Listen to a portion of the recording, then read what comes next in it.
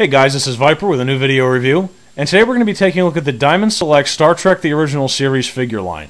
And what better way to start off a new series than with Kirk, Spock, and McCoy from the original series.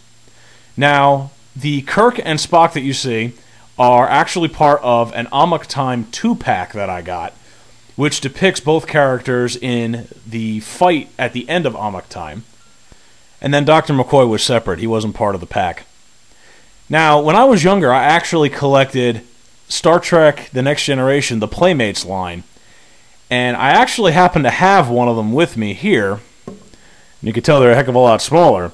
But not only that, in terms of the head sculpt and just the overall figure, I'm sure you could tell there's been a heck of a lot of improvement over the years. I mean, this is the Diamond Select Kirk, and although, as we all know, William Shatner's face is very hard to sculpt, this really does pretty much look like Kirk, and I have to give them a lot of credit for that. Well, I guess since we have Kirk out, we may as well start with him. Now, Spock and Kirk come with this phaser, and then they also come with the, I guess the staffs or the spears, or whatever you want to call them, that they use to fight at the end of Amok Time.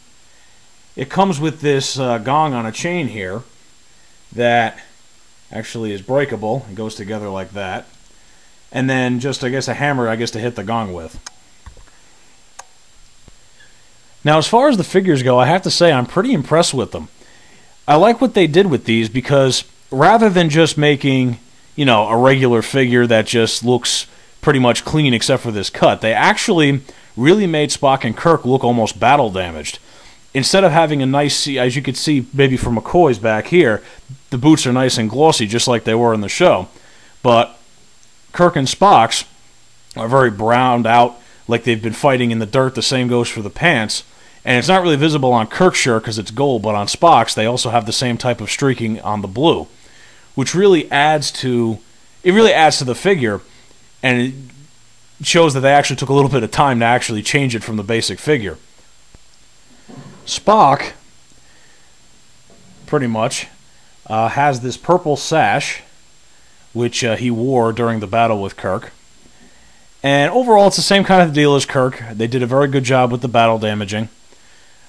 All these figures pretty much have the same articulation. The head goes side to side. Arms go out like this. Turn here. There's an elbow joint. The wrists rotate. Same for this arm. There is no waist movement. The legs go up like this, only with Spock the sash kind of prevents them from moving too far out, but then there's a knee joint. There's a joint right here that rotates, and then the boots themselves have a little joint on them there, which this one's very loose, and Spock has a habit of falling over, which kind of stinks. But they all have the same articulation pretty much, so I'm not going to go into detail with the other two. That about does it for Spock and Kirk. Like I said, I really think they did a pretty good job with them. Leonard Nimoy's sculpt is pretty good.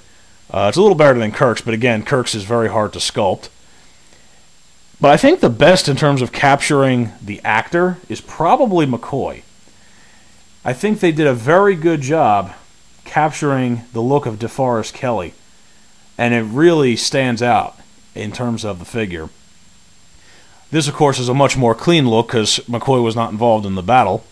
And it also doesn't have anything to do with Amok Time. I'm an idiot. But one thing that is really cool about this is the communicator, which fits in there pretty snugly. But the detail on the communicator is pretty well for something this small. I mean, actually, no, they have that too. I mean, even the little, I don't know, this probably isn't going to show up because it's really small, but where the little colored lights were actually is painted with the color they're supposed to be. And then, you know, the main sections are silver. And I really have to say that really impressed me when I saw that. I didn't expect them to go into that much detail. And then McCoy's other accessory, of course, is his trusty tricorder, which is also equally as detailed as the phaser and communicator. And it really is a good touch. I mean, you know, back in the Playmates eras, they had different accessories were all purple or orange or blue or whatever. But this is really, really well done. And it really, for someone who's a Star Trek fan, they really add a lot to it. And one thing that's actually interesting about McCoy is, unlike Kirk and Spock, who have pretty much a hard plastic uniform, McCoy actually, these are hard plastic here for the arms, but this actually is like a rubber. So they really went all out with these figures, and I really have to say they're probably the best you can get if you're a fan of Star Trek and you like collecting their figures. But I think that pretty much covers it. If you're a Star Trek fan, I would highly recommend picking these guys up. There's many, many different variants of original series figures. There's the Mirror Universe figures. There's Next Generation, Deep Space Nine. There's a lot of different things. Whatever series suits you, I would say pick up the figures. All right, I guess that's about it, and I'll see you next time.